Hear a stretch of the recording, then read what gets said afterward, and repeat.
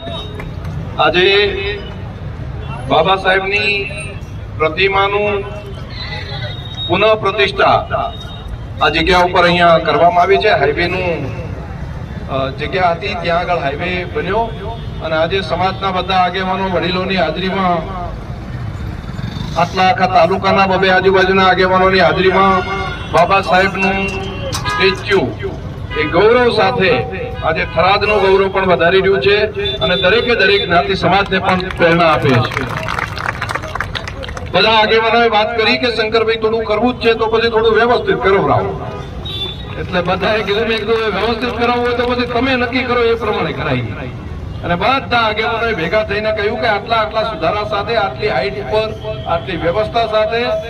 અને પેલું જે હતું એમની પણ તકતીઓ બધી જે કરી હતી પ્રતિષ્ઠા એ પણ બધું ચાલુ રાખીએ અને પુનઃ પ્રાણ પ્રતિષ્ઠા કહેવાય ને એ ટાઈપની સરસ મજાની